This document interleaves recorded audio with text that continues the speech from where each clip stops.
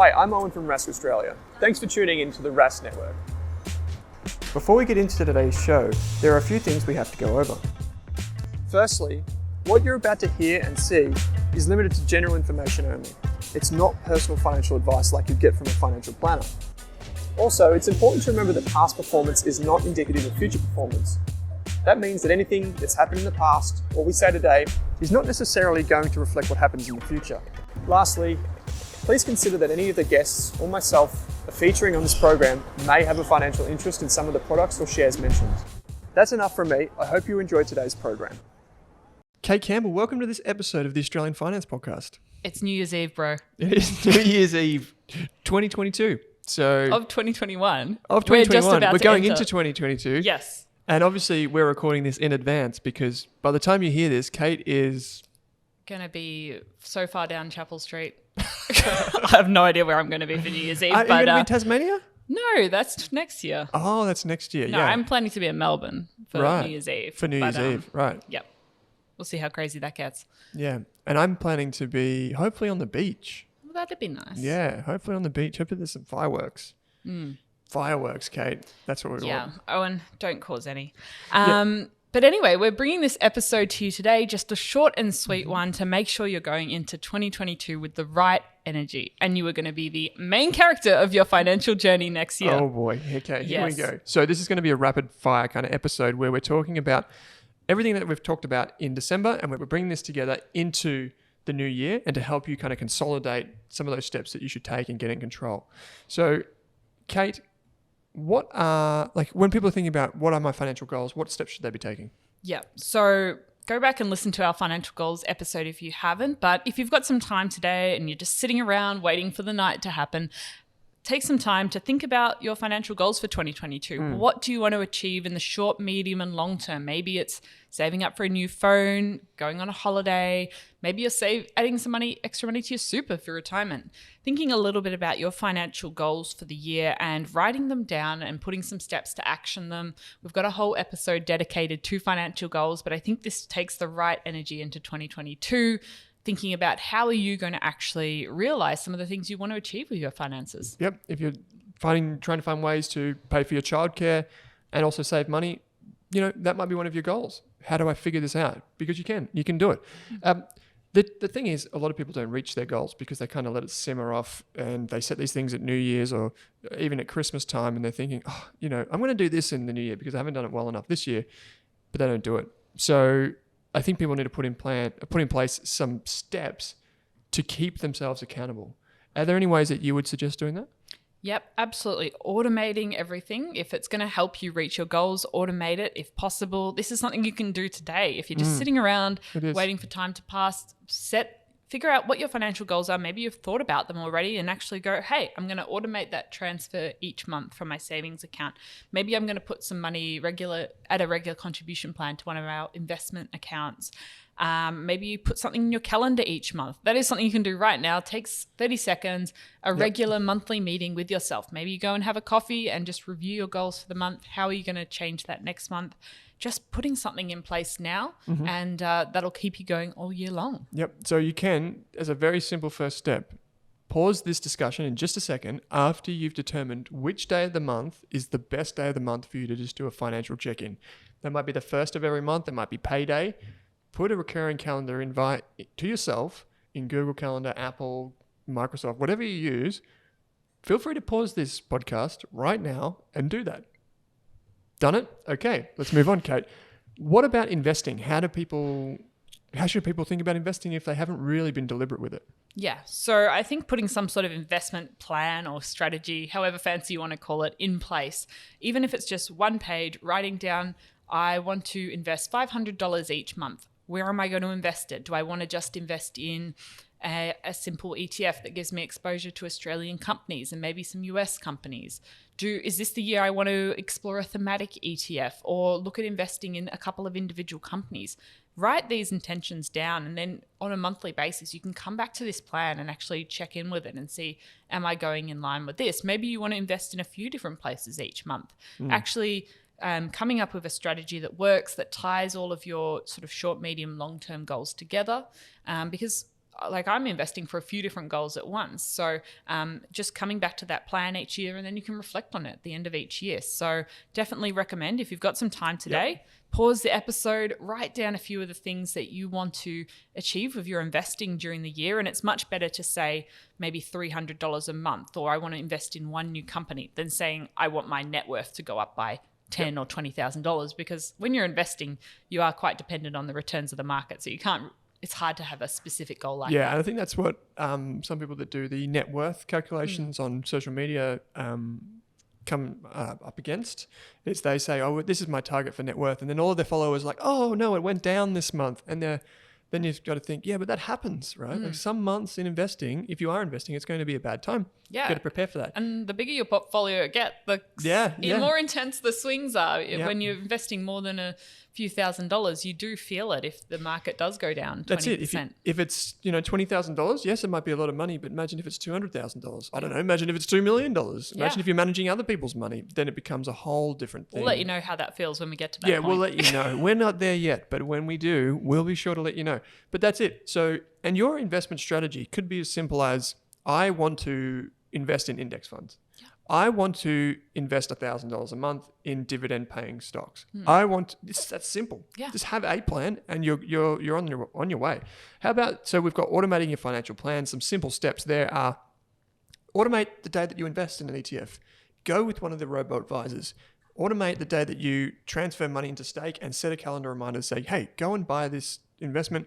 If you're using self-wealth, you might be like, I'm going to check in on my portfolio on this day. If you're with Pearler, you can automate it again. These are just some examples, just to automate the investing. But then we can automate the personal finance side of things too, right? Yeah.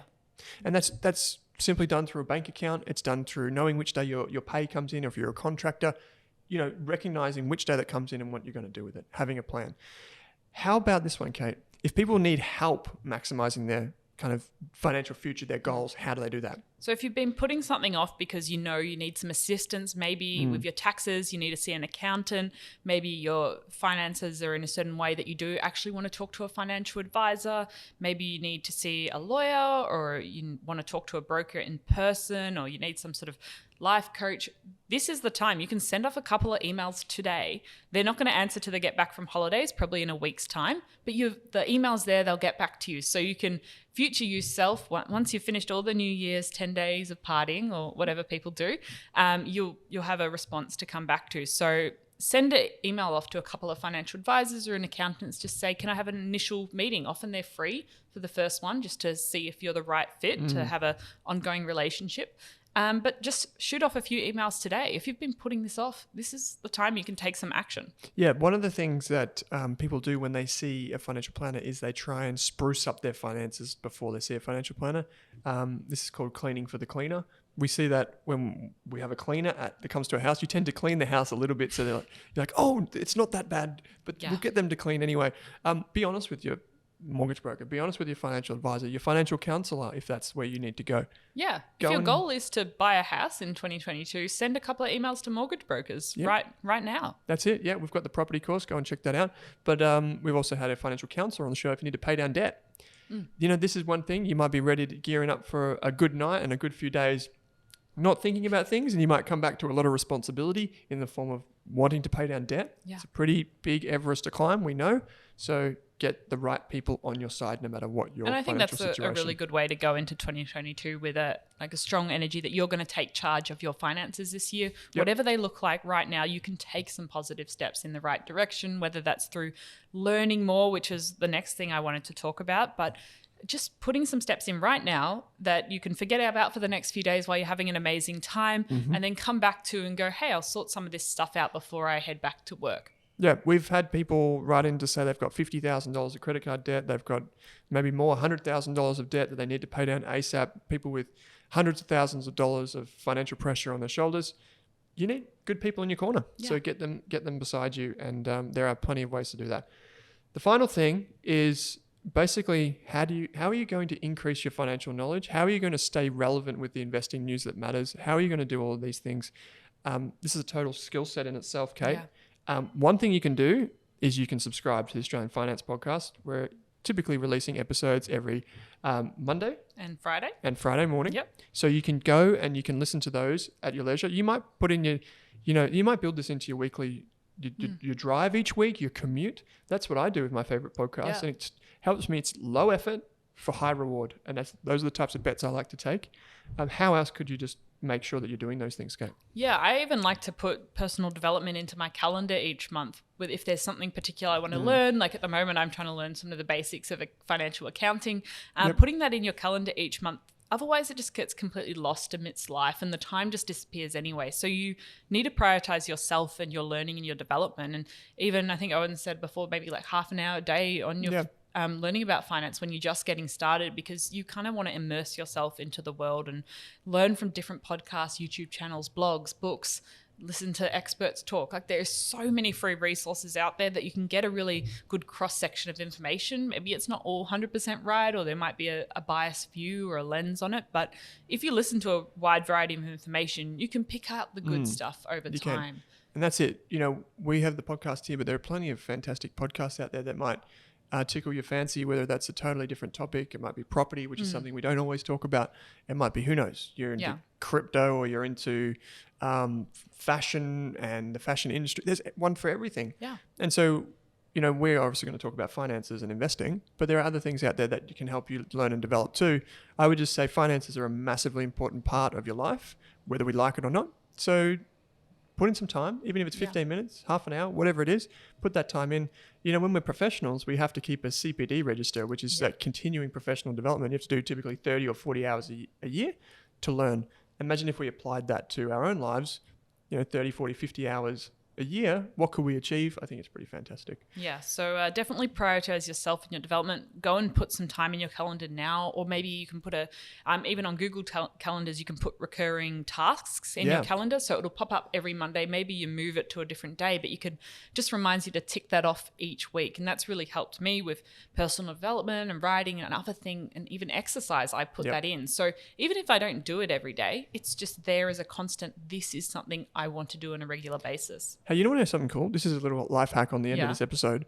In Google Calendar, you can do this thing where you put in your exercise, right? And it will automatically choose the times of and the days based on your preferences. Oh, wow. When you should exercise. Yeah. And then if you cancel one, it automatically readjusts and it learns from that, and it goes, okay, you didn't exercise at this time. Did you do it that time? And then it keeps a record. Oh, cool. So that's really neat too. Yeah. So there's so much to do.